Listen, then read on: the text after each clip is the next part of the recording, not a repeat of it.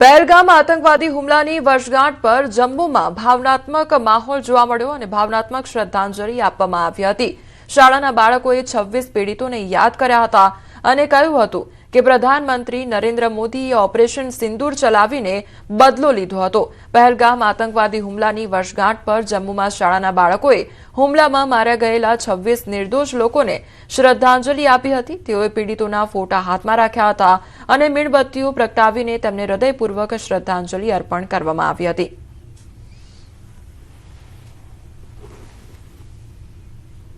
22 अप्रैल साल 2025 और आज 22 अप्रैल साल 2026, ये दोनों दिन किसी को भूलेंगे नहीं।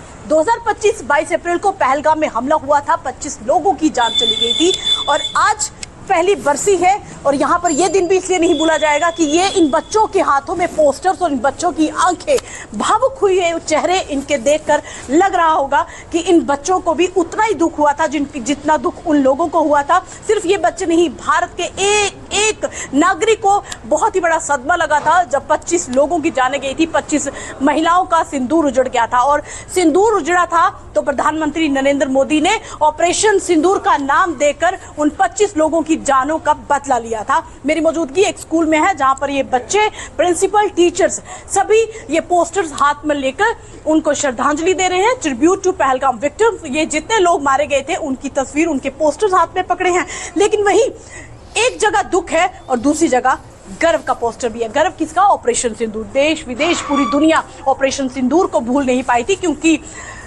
पूरी तरह से निस्तनाबूद किया था पाकिस्तान को। ये सिर्फ बदला लिया था कि जैसा करोगे वैसा भरोगे। पीएम मोदी अंगेना खड़गेना विवादित निवेदनने अमित शाहे वखोड्યું છે। સોશિયલ મીડિયામાં પોસ્ટ કરીને કહ્યું, ખડગે જે જાહેર આચરણના દરેક ધોરણનું ઉલ્લંઘન કર્યું છે। અમિત શાહે લખ્યું કે કોંગ્રેસ પોતાના વર્તનમાં નીચલા સ્તરને સ્પર્શી રહી છે, જાહેર પ્રવચનના ધોરણને નીચે લાવવામાં પોતાનો જ રેકોર્ડ તોડી રહી છે। આજે કોંગ્રેસ પ્રમુખ મલ્લિકાર્જુન ખડગેજીએ જાહેર આચરણના દરેક ધોરણનું ઉલ્લંઘન કર્યું છે અને ભારતના ચૂંટાયેલા પ્રધાનમંત્રી નરેન્દ્ર મોદીજીને આતંકવાદી કહીને રાષ્ટ્રને શરમજનક બનાવ્યો છે। દેશના અગ્રણી નેતાનું આ અપમાન એ લાખો લોકોનું અપમાન છે જેઓ મોદીજીને પ્રેમ કરે છે અને તેમનું સમર્થન કરે છે। મોદીજી જેવા નેતાને આતંકવાદી કહેવું, જેમણે છેલ્લા 12 વર્ષમાં આતંકવાદને સંપૂર્ણપણે કાબૂમાં રાખ્યો છે, તે ખૂબ જ નિંદનીય છે। કોંગ્રેસ જ્યારે પણ મોદીજી પર અપશબ્દો બોલે છે ત્યારે ભારતના લોકો જ તેમને જવાબ આપે છે। આ વખતે પણ લોકો જ તેમને જવાબ આપશે।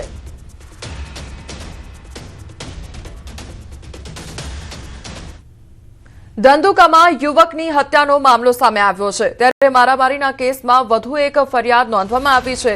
એક હોટલના માલિકે પોલીસ ફરિયાદ નોંધાવી છે। 15 થી 20 લોકોના ટોળાએ આવીને હોટલ બંધ કરવા માટે કહ્યું હતું તો આક્રોશમાં આવેલા લોકોએ હોટલ માલિક સહિત 3 લોકોને માર પણ માર્યો હતો।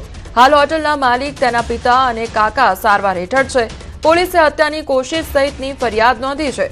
સમગ્ર બનાવમાં કુલ 3 ફરિયાદ નોંધવામાં આવી છે।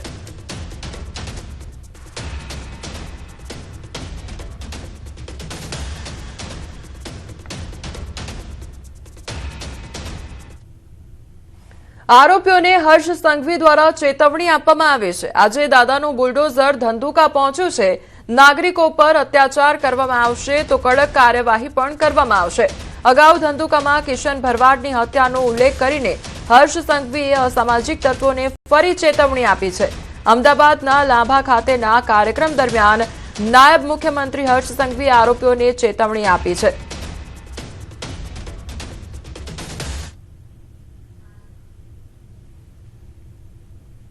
આજે દાદાનું બુલડોઝર ધંધુકા પહોંચ્યું છે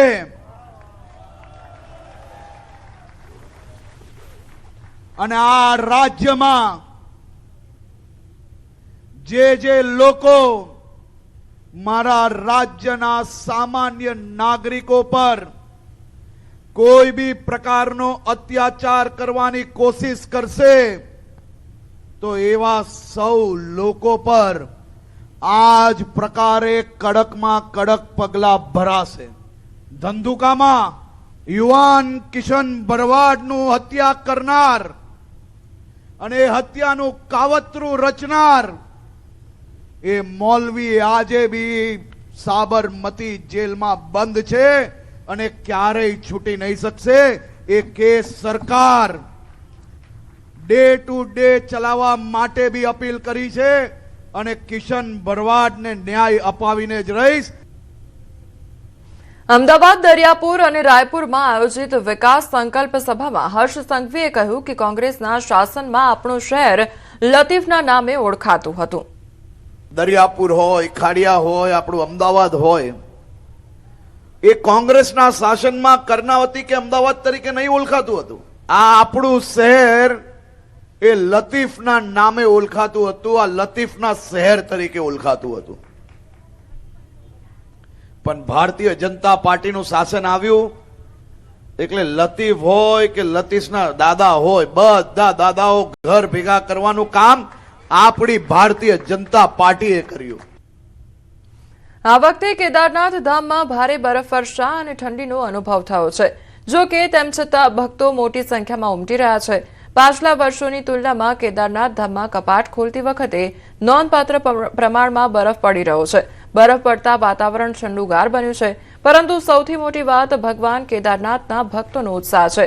કેદારનાથ ધામમાં બાબા કેદારના યુવાન ભક્તોની મોટી સંખ્યામાં છે. ત્યારે આ યુવાન ભક્તો 16 થી 17 કિલોમીટર ચાલીને કેદારનાથ ધામ પહોંચી રહ્યા છે.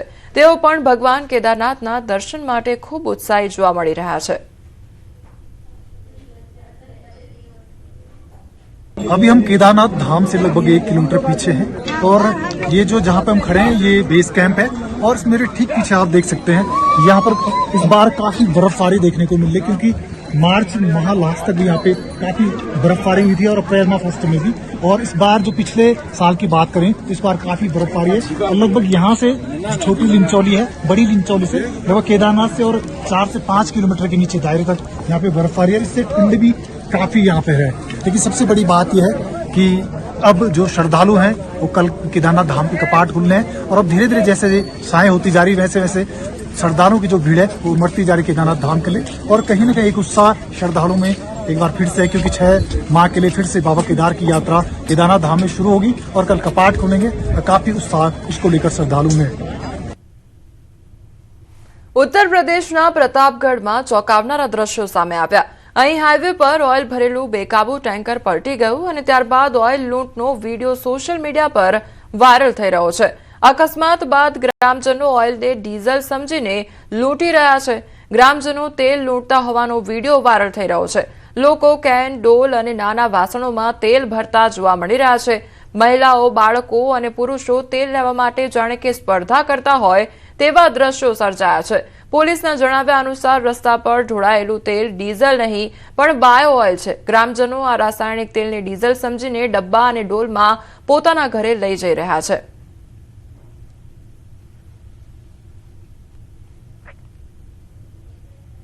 સમાચારમાં આગળ વાત કરીશું સ્વરાજના સંગ્રામ વિશે.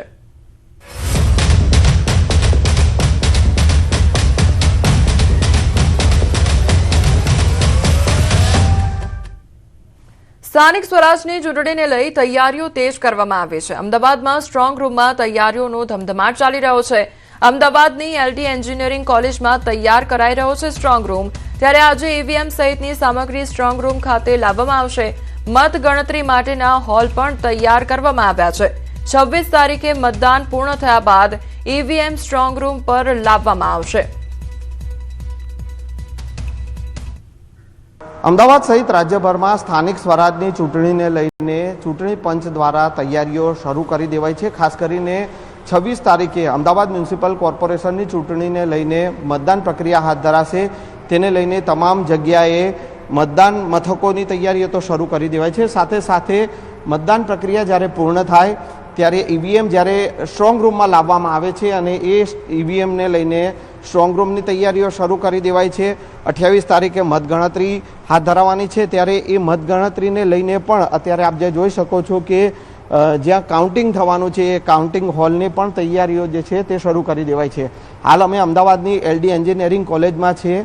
એ એલડી એન્જિનિયરિંગ કોલેજમાં જ્યાં સ્ટ્રોંગ રૂમ બનાવવામાં આવ્યો છે અને એ હું એ દ્રશ્ય આપને બતાવીશ કે આપ જે જોઈ શકો છો કે બાપુનગર વોર્ડ છે, સરસપુર રખિયાલ વોર્ડ છે, ગોમતીપુર વોર્ડ છે, તેવી જ રીતે સૈદપુર, બોઘા, ઇન્ડિયા કોલોની, સહિતના જે વોર્ડ જે છે એ તમામ વોર્ડની જે સ્ટ્રોંગ રૂમમાં ઈવીએમ લાવવામાં આવશે અને એ 28 તારીખે જ્યારે મતગણતરી થશે એ મતગણતરીને લઈને તમામ પ્રકારની તૈયારીઓ જે છે તે અત્યારે અહીંયા જોવા મળી રહી છે અને હવે ક્યાંક ને ક્યાંક આ તૈયારીઓને ચૂંટણી પંચ દ્વારા આખરી ઓપ આપવામાં આવી રહ્યો છે.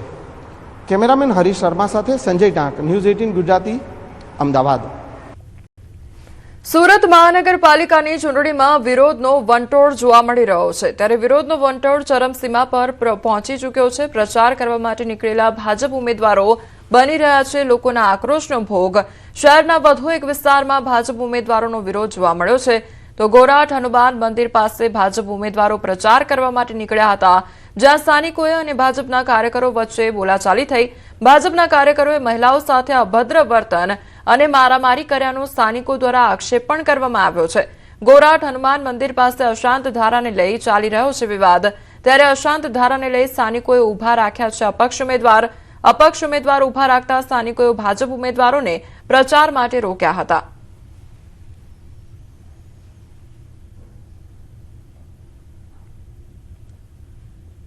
આજે એ લોકોએ અમારી સાથે મારામારી કરી છે, કોઈનો હાથ મચકોડ્યો છે, કોઈને ધક્કો મારીને પાડી દીધા છે, કોઈના કપડાં પાડી નાખ્યા છે. એ લોકો એમ કીધું છે કે ગાર્ડન ગ્રુપ વાળા છે, અમારું કોઈ કશું બગાડી નથી લેવાના. પોલીસવાળા અમને બહાર કાઢે છે, પણ એ લોકોને કશું નથી કીધું. પોલીસવાળા અમને કે તમારે ફરિયાદ લખાવી હોય તો તમે લોકો ત્યાં આવો. કે અમે મંદિરમાં હનુમાન ચાલીસા કરતા હતા. હનુમાન ચાલીસા કરતા ભાજપના કાર્યકર્તાઓ આવ્યા તો બી અમે કંઈ બોલ્યા નથી. એ લોકોએ ભગવાનને પગે લાગ્યું તો બી અમે કંઈ નહીં બોલ્યા, પણ અમે સોસાયટીમાં જટા માટે અટકાવ્યા. એનું કારણ એ છે આ વિસ્તારમાં અસાનધારો લાગે છે. અસાનધારો લાગતા બી વિધર્મીઓને રહેવા માટે એપાર્ટમેન્ટ બનાવ્યા. તમને એટલું મંદિરમાં પગે જ લાગવા આવડતું તો તમારે અસાનધારાનું પાલન કરવું જોઈએ ને. શું કામ વિધર્મીઓને તમે રહેવા માટે ઘર આપ્યા? મૂળી તાલુકાના માનપર ગામે સમસ્ત કોળી ઠાકોર સમાજનું સ્થાનિક સ્વરાજ્યની ચૂંટણીને ધ્યાનમાં રાખીને ભવ્ય મહાસંમેલન યોજવામાં આવ્યું હતું, જેમાં બનાસકાંઠાના કોંગ્રેસના સાંસદ જ્ઞાનીબેન ઠાકોર, પૂર્વ ધારાસભ્ય ચંદનજી ઠાકોર અને ઋત્વિક મકવાણા સહિતના આગેવાનો હાજર રહ્યા. સંમેલનમાં કોંગ્રેસના ઉમેદવાર દિનેશ બનારાને જંગી બહુમતીથી જીતાડવા અપીલ કરવામાં આવી. સાથે જ ભાજપ પર સમાજ સાથે અન્યાય કરવાનો આરોપ લગાવવામાં આવ્યો. આગેવાનો દ્વારા મતદારોને રૂપિયા નહીં પરંતુ વિશ્વાસના આધારે મત આપવા અનુરોધ કરવામાં આવ્યો હતો અને તમામ બેઠકો પર કોંગ્રેસને જીતાડવા આહવાન કરવામાં આવ્યું.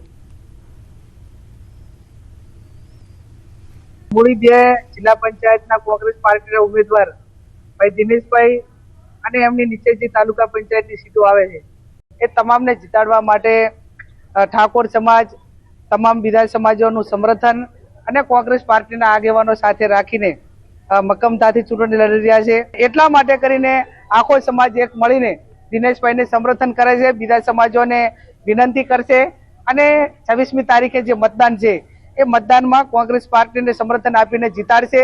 દિનેશભાઈ, તમારે આ સીટ ઉપરથી લડવાની છે. અમે તમારા સાથે આખો સમાજ ઉભો છીએ અને અન્ય સમાજમાંથી જ્યારે મને સમર્થન મળતું હોય ત્યારે અન્ય સમાજને મને ફૂલ ટેકો હોય ત્યારે મેં એમને પણ ખાતરી આપી છે કે તમારો ભાઈ તમારી કહેવાથી આજે ચૂંટણીમાં જિલ્લા પંચાયત 2 સામે જે અમારી હરીફ ઉમેદવાર છે એની સાથે મક્કમતાથી લડશે અને અડગ ઉભો રહેશે એને ખાતરી આપી છે અને મારા સમાજનું સમર્થન છે.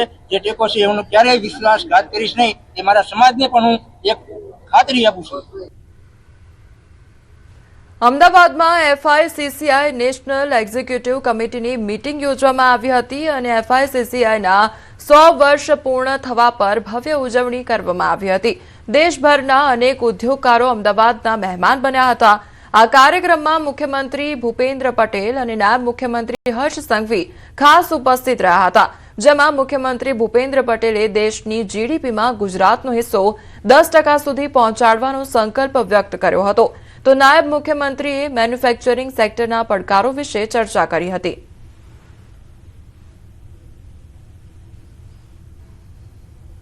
तो this is exactly what we are doing कि ये विकसित भारत के गोल से हम लोग फोकस किए हैं कि मैन्युफैक्चरिंग में क्या कर सकते हैं. ये 4 प्रायोरिटीज जो हैं ये हम लोग पीएम के विजन से ही हम लोग किए हैं. આગળ લઈ જાય છે અને ફિકીને એકદમ સ્ટ્રોંગ ઇન્ડસ્ટ્રી અને ગવર્મેન્ટ વચ્ચેનો બ્રિજ બનાવી અને આગળ કેવી રીતના ઇન્ડિયાનો વિકાસ વધારે સ્ટ્રોંગ રીતના કરી શકે એના માટે ફૂલ મહેનત કરીએ છીએ.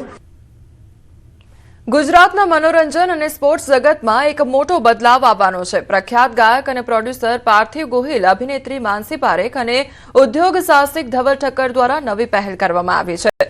ફિલ્મ વાલે એપ અને Gujarat celebrity cricket premier league બંને પ્રોજેક્ટ્સ ગુજરાતના એન્ટરટેનમેન્ટ ઇકોસિસ્ટમને નવી દિશા આપશે. જેતરમાં ગુજરાતી ફિલ્મ ઇન્ડસ્ટ્રીએ ₹200 કરોડ સુધીનું બોક્સ ઓફિસ રન નોંધાવ્યું છે. આ પરિવર્તનના કેન્દ્રમાં છે ફિલ્મ વાલે એપ, જે ફિલ્મ ઇન્ડસ્ટ્રીના દરેક પાસાને એક જ પ્લેટફોર્મ પર લાવશે. ફિલ્મ વાલે એપ દ્વારા કોઈપણ ફિલ્મને શૂટ કરતા પહેલા તેને શૂટિંગ લોકેશનની શોધવાની પ્રક્રિયા સરળ બનશે. આ એપમાં 450થી વધુ શૂટિંગ લોકેશન્સ, 150થી વધુ બ્રાન્ડ્સ સાથે કનેક્શન અને ફિલ્મમાં 150થી વધુ રોકાણકારોનું નેટવર્ક મળશે. પ્રશ્ન બદલવો પડશે, કેટલી વાર જોઈ છે? We are at par with every other regional, and when my answer is yes, but the next question is even better. How bigger is going to be in cinema of India? Media magnificent stories being shared, celebrated, lived together. Let's today brace ourselves to the and empowering the talent to fellow gets a voice. જ્યારે ગુજરાતી ભાષાની વાત થઈ ત્યારે એમ થયું કે માતૃભાષા માટે કંઈક કરીએ, અને ફિલ્મો પ્રોડ્યુસ કરવાની વાત ત્યારથી શરૂ થઈ. પહેલી પિક્ચર આપણે કોઈ ગોળકેરી કરી, જે કિરલે ડિરેક્ટ કરી હતી. એની પછી કચ્છ એક્સપ્રેસ, જેને નેશનલ એવોર્ડ મળ્યા. જમકુડી, જે ઉમંગે કરી, જેમાં વિરાજ, અને શુભચિંતક, એન્ડ પછી Laalo. So it's been a great journey. અને પાર્થિવ અને હું જ્યારે અમે શરૂ કરી તો અમારા જર્નીમાં ધવલભાઈ અમારી સાથે જોઈન થયા. અને ધવલભાઈ સાથે આવ્યા તો કહેવાય ને કે જ્યારે when you want to walk fast, you can walk alone, but when you want to walk far, you need to have somebody with you. જ્યારે ખબર પડી કે ફિલ્મ ઇન્ડસ્ટ્રી ગ્રો થઈ રહી છે અને અમારે બહુ બધા ગુજરાતીમાં કહેવાય તો અબરખા હતા કે બહુ બધી વાર્તાને અમારે પડદા પર લાવી હતી. અને અમારે ફોકસ અમારું ફોર્ટે છે કે અમે વાર્તા કહીએ, સંગીતની વાત કરીએ, ફિલ્મ બનાવીએ, પૈસા કે ફંડ જોઈએ. અને ધવલભાઈ ને વર્ષોથી અમારા એક મિત્રતા છે અને એમને પણ શોખ છે. એટલે મેં બહુ પહેલા કહી રાખેલો કંઈક એવી ઓપોર્ચ્યુનિટી હોય તો કહેજો. એટલે મેં કીધું તમે જો આ ભાર સંભાળી લો તો બીજો બધો ભાર અમે વધારે વેગથી આગળ વધારી શકીએ.